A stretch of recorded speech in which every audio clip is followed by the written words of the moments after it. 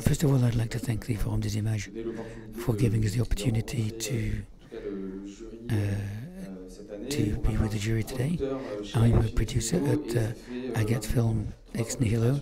I've been working on virtual reality for 3 years now with Notes on Blindness, for instance, which you might have seen last year. Now, the idea of this feedback is to get an idea of what the directors and producers who were part of the jury this year felt about VR in general and the works they saw. So I'll begin at the end with Rachel Long, who is a director who made Baden-Baden, which was selected in Berlin in 2016. Josza Anjembe, a Talent 2016, who made it's a short film, sorry, not long, not a feature, called Bleu Blanc Rouge de Mesure.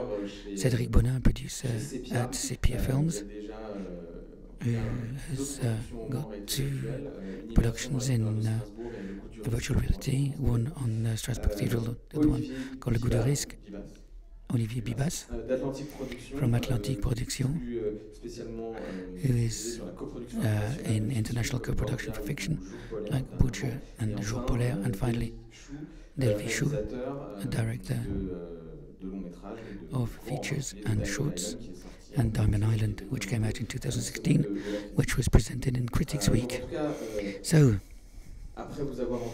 after hearing you talk, what I think is very reassuring is that directors who are not necessarily involved in VR nevertheless find a real strength there. And I think that for all the directors or creators who are interested in VR, having people who are as experienced as you in directing, you can see a source of joy and innovation in the writing, I think, is something essential. And because we don't always know where we're going. And so to start with, I'd like to hand over to Davy. You talked about the pact of trust between the director of the work and the viewer. And this is a traditional film. And so why is it something extra in VR? Well, for me, it was great to take part in the jury. I'd never really had an experience of seeing VR films before. I had a couple of things. It was more, it was a tourist thing in Thailand and a clip. So it was the first thing, but I was very interested, very curious to see what you could do in fiction. So it was a great discovery. We've seen, we spent 2 days watching films, and it opened up my eyes because, I'd written a few, I'd read a few articles on it and so on, and I'd never actually experienced the films. And I hadn't really sort of opened up my mind in relation to what was possible in terms of reception of the person receiving it. And the pact of trust is more that there, for some films, what attracted me the most or brought out my imagination most, or the pleasure as a spectator, was where all of a sudden I had the impression of getting into another reality, and sometimes I had to take the audio headset off to make, it's very silly, just to make sure that I was actually in a film. And it's something that you never get, for me at least, in the traditional theatre, where you got the distance from the screen. I know I'm a spectator and can let myself go with the film. I never feel I'm in the film. With VR, I'm saying it just this, but this is what attracted me the most. It's a moment where my brain took on the information, and there was between the film and the reality. And I loved the experience of letting myself go. That the face I was seeing was real. And when you say that it's very different from classical cinema, you can, looking in the camera, which is forbidden in traditional film, we can do it. And sometimes in a fiction film you get the point of view of the camera, so each time I was gripped by this, and people are speaking directly to me. Maybe that's the strongest thing I've got out of the experience. And Rachel and Josza, on this question of the fourth wall, which is going to disappear, so being within the action, not feeling that you're a spectator? Is there something that you felt as strongly? Do you think this could have an impact on the way you're going to write in the future?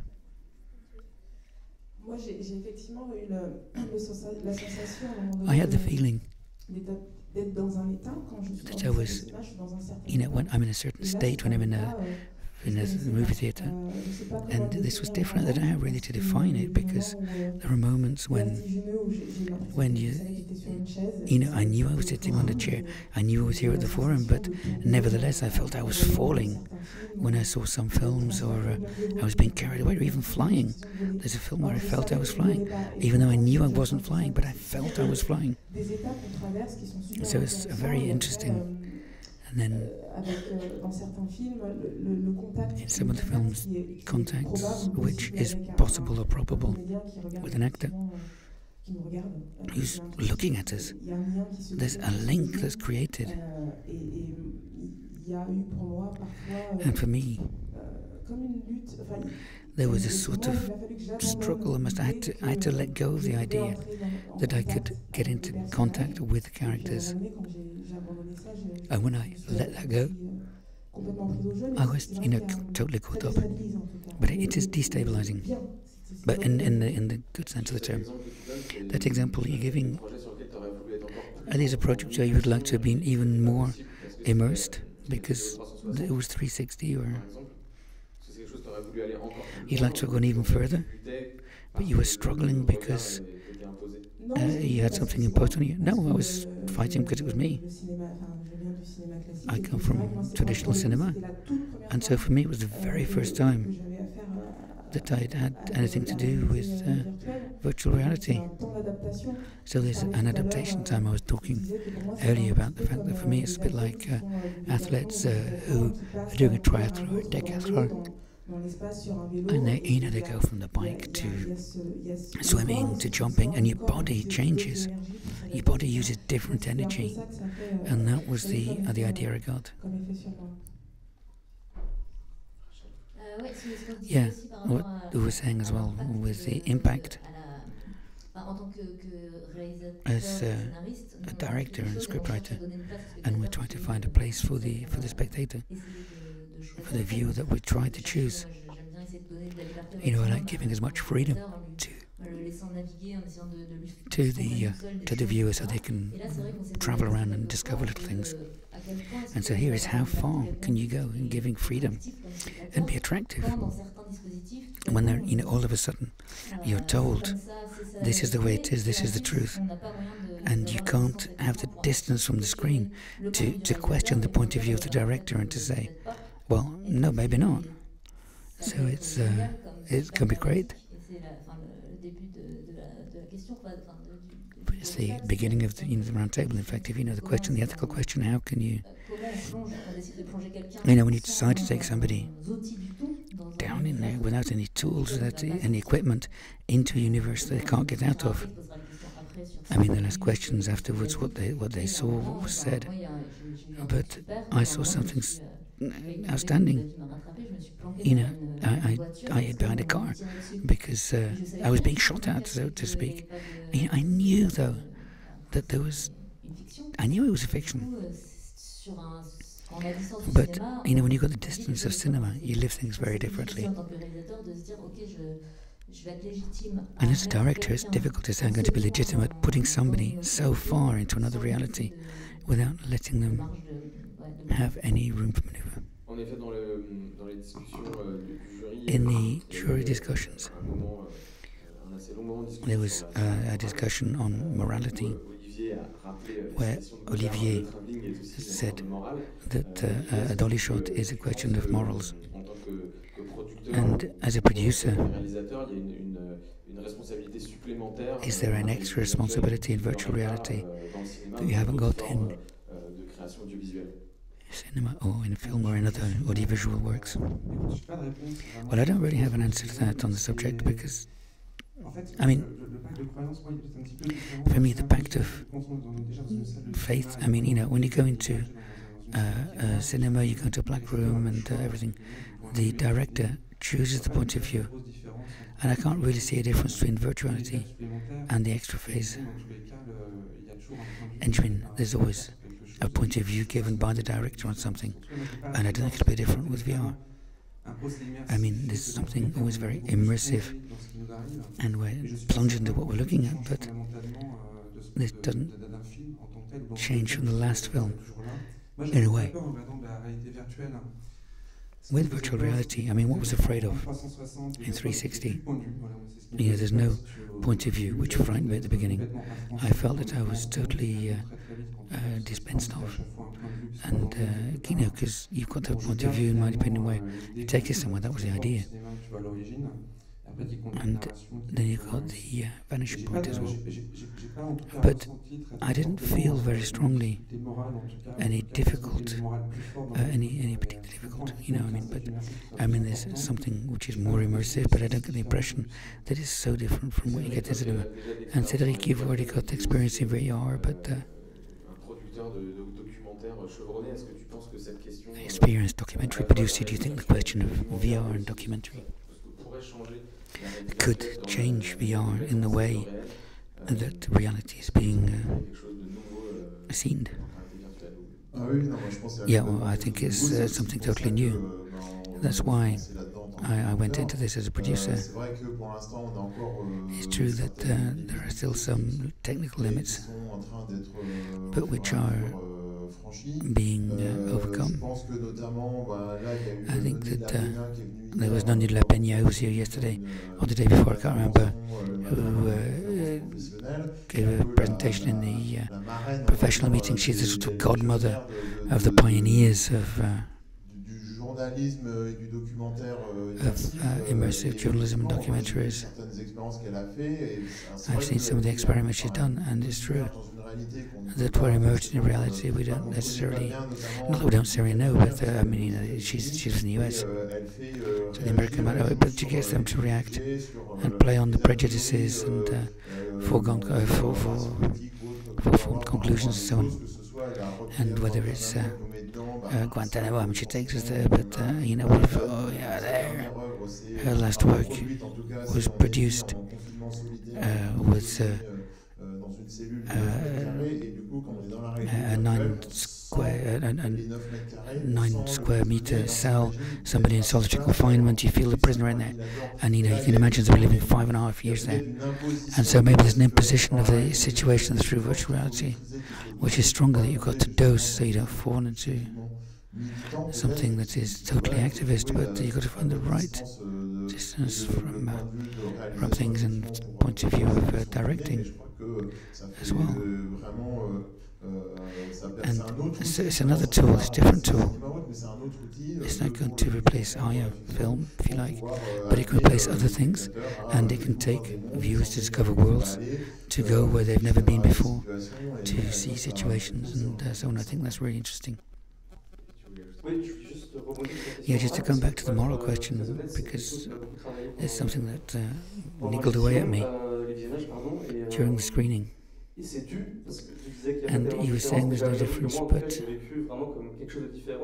and I thought it's something very different, and not just novelty, and it's technology itself which gives this feeling. And that's what makes it the way really. And so there's questions of responsibility for the viewer, what they decide to see related to the video, the manufacturer, what they want to show. And sometimes I was there, and you're a bit disturbed by the feeling that in excitement of exploring a new technique, and that becomes the excitement, you know, new ways of exploring technology, the moral question sort of fritters away. And, you know, you impose everything on the viewer, saying, well, we're exploring. I mean, you've got good intentions, but I wonder if in Paris, if in that film, the object is aware of my viewer, and the tragedy of war, the tragedy of refugees. And can I to make people aware of these issues. And I can use 20 minutes when I'm walking through dead bodies, and this is what's going to open up the question. I think that by asking the technical questions of what VR can do, we can have things which morally you can't have in 2D television. And there we could send out the message that there's more to freedom in VR. I think there's a lot of films. I had fewer films because I was trapped in the vision that I had thrust down my throat by the director, and the ones that I enjoyed most were ones where I could sort of wander around and make up my own story. So I'm talking about a personal preference, but I asked the question many times about this film. In what you've seen, in the form, is there anything that frustrated you as a viewer?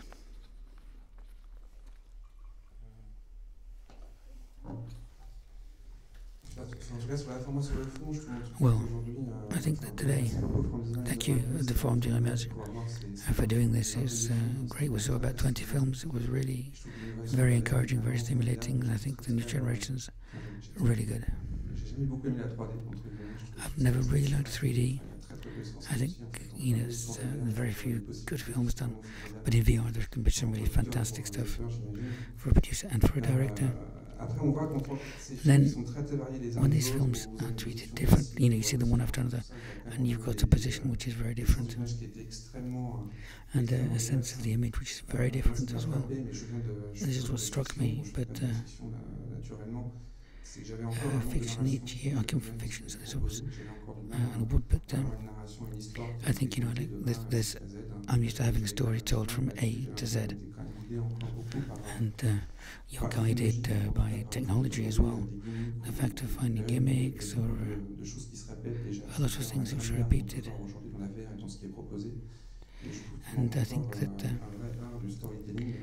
there's still a bit of storytelling missing. That's what frustrated me today. I agree insofar as there are films. The question I was wondering was whether the director decides to make a film because they want to do VR, and what the message comes second. I mean, which comes first, the chicken or the egg? There have been times when I wasn't frustrated, but I was a bit limited because what was proposed form-wise wasn't fantastic, but alongside that there was something which was very strong, very cautious, very committed. And so in what the VR was there and in the feedback on what we've got, I really asked the question. And there were other films where, we're talking about dramaturgy. With everything, us directors, we write, we like what to do, and so on. So for me, when I was burning, there was a desire to have the dramaturgy, the drama, and virtual reality. And this is something that really touched me. And for me, that's a real question. So tomorrow I was going to look at this technology. I think that the narrative will remain my first desire, the essence of the thing. I don't know if VR directors is the same thing.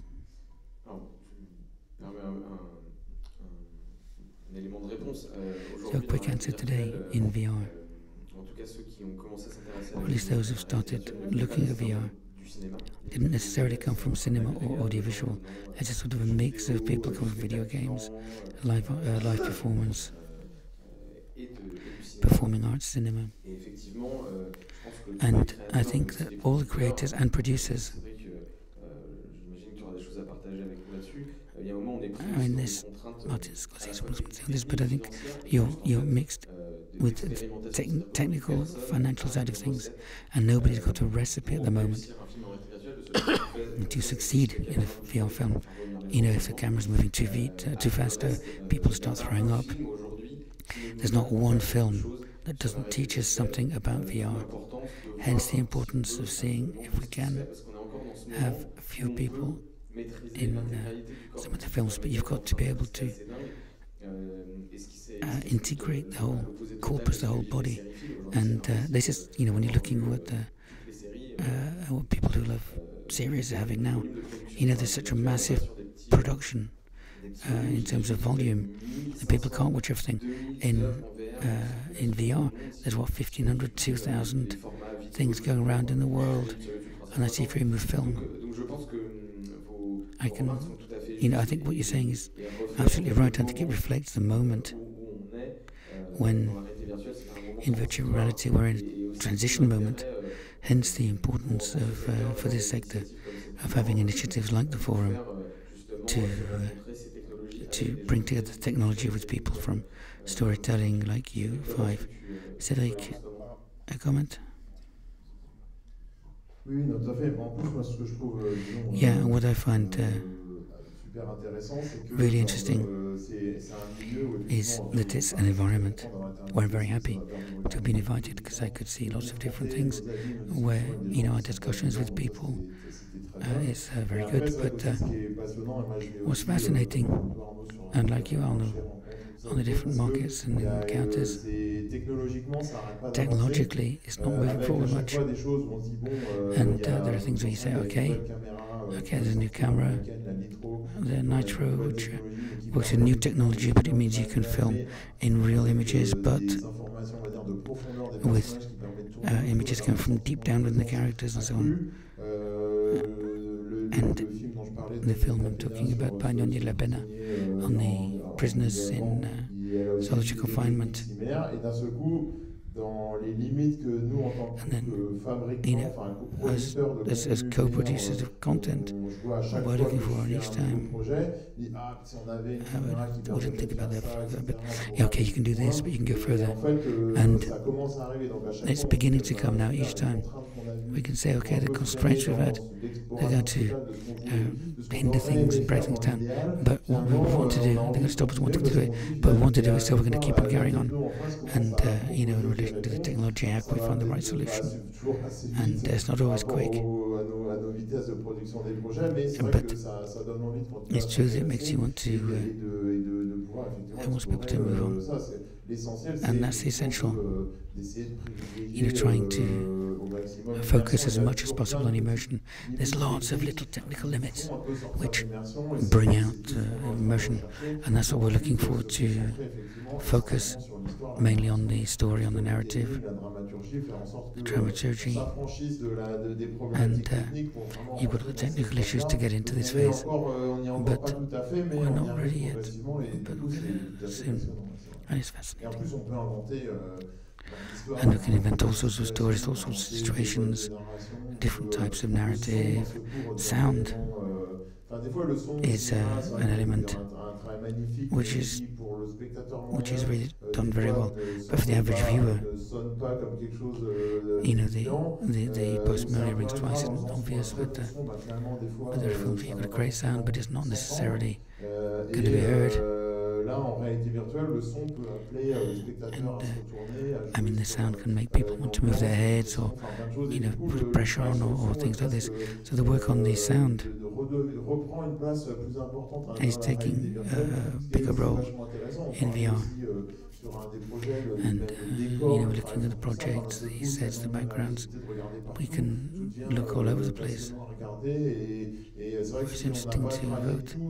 This is for we can say the experience isn't as good, so it reopens possibilities of reinventing, between each different business within the film industry. So Davy, did you agree? Yes, absolutely. For me, what was interesting was the staging. It was always the films were trying to solve staging issues with different types of solutions. So this is why each time I asked myself, what about the cutting in a VR film? I know that there are solutions which are suggested as just a long sequence from the beginning to the end, or rather something that you have in animation films where you are guided into a world until the end, or it's different types of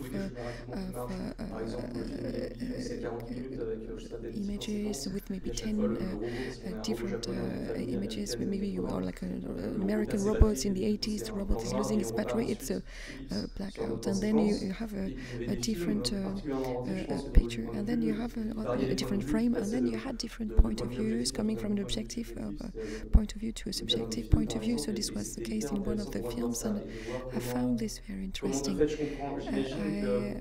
I imagine that for each frame it's a kind of upsetting the senses of the viewer, and each films try to avoid cutting, otherwise you will feel sick, as you were saying. And there was one movie which was an animation film called Burn, where they had a different solution. It was a kind of clip-based solution, and we were always in the same location, which is the you are on the seat of a passenger on the car, and you have the different solution provided by cutting in different places. For me, it's about how you move the camera, and I understand that traveling is an issue, of course. How can you remove the tracks as well? So all these questions were very interesting. But the key question we already mentioned in terms of the angle, the point of view, who is watching and who is watching what, and where you have movies where you have one point of view allocated to the viewer or imposed on the viewer, or other films where it's kind of similar to a standard film where you have not specifically a person looking at you but the viewer watching only. So I was interested in all these type of questions, and I had ideas actually about new solutions and different solutions to put forward. One last question before concluding this feedback session. If you were to do such a project, what advice would you give to yourself, Rachel? Well, that's the question you're asking me. No, it's a question for all of you, but well, I think that I would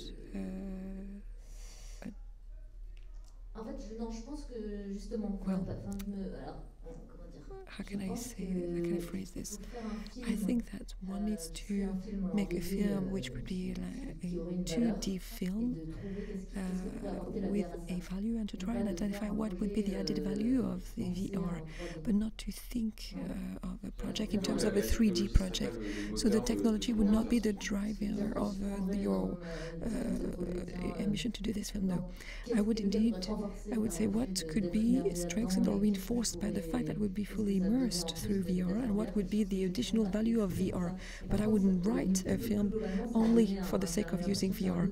So because I think this is a very interesting tool for other type of industries, not only the cinema, because there was one where you were diving in water. So I think that this something which can be used for people who have who are phobic of water or diving, and there was another movie, I can't remember, where we were kind of illustrated, or thought about the children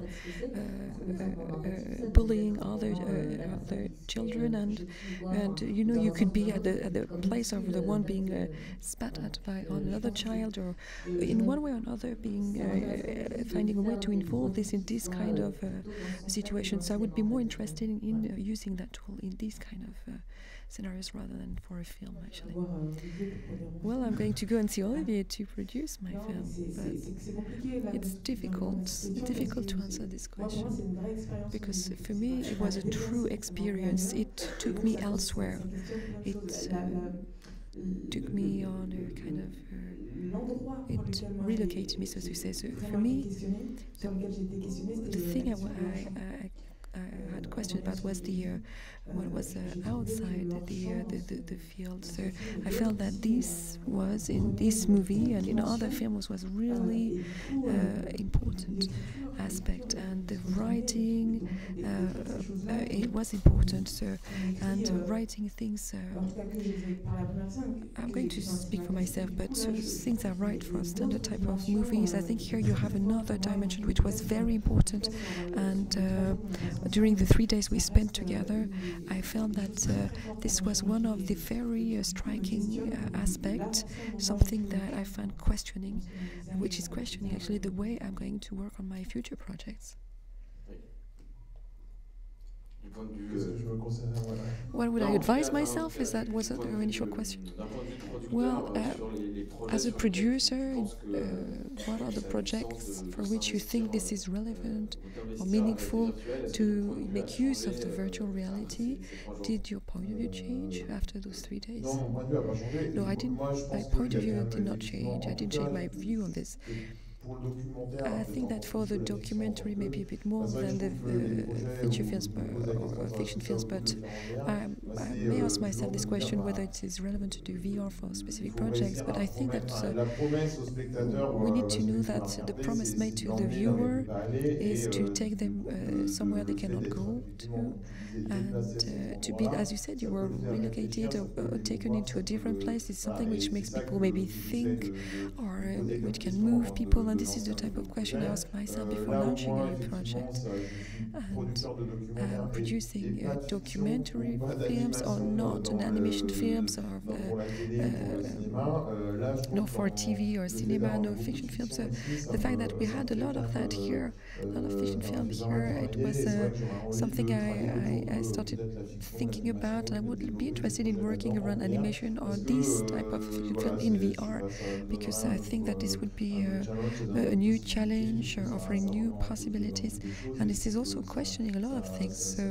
So this is what I would be interested in, and for me, from that point of view, I learned something. I knew what would be the difficulties, but this is a challenge I would be willing to take up.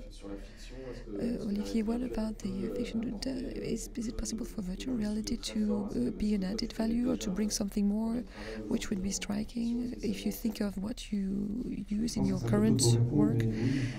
I think it's a bit early to say so, but once again, what we've seen over the 3 days were quite exciting. So we are working and want to develop VR films currently, and we want to progress in the use of that medium. But as producer, our work is always has to do with telling stories, and the idea is to find what is the kind of story you want to tell with this type of media, and how this type of stories can be linked with this type of media. So a lot of questions were raised, as Davy said. What about the editing?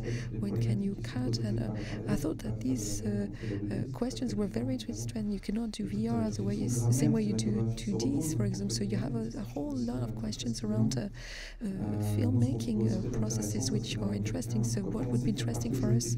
Because we know that the technological part is very important in the VR area. So we would like to have a director who has already a strong perception of the story we would like to tell, and to mix that experience with someone who has already the technological background. Davy, as a conclusion, over those 3 days, did you feel like launching or making such a project? Why not? Because just at the end of the 3 days, if I was to do something like that, I would try and find engineers who are experienced in order to help me work on this type of project. And I understand that for such projects, you need to be supported by technical experts. And I think it would be interesting to discuss with them. But what I found most exciting was that sometimes some movies were quite kind of fulfilling a kind of universal, impossible will, which is living the experience of someone else. And this is, I thought about David Lynch's movie, which at some moment in the movie you switch from into another character. And I read a critic saying that for once there is a movie trying to make us feel what it's like to be someone else. And I think that VR at some point made me feel that I was someone else, and that if I was to make a film myself, I would try to address this topic, because I think this is truly interesting and fascinating, and I think it is also meeting some kind of fascination people have to be someone else. Well, thank you to all of you, thank you to the jury, thank you to all of you for being here with us, and I think that we are going to continue with the awards. Thank you.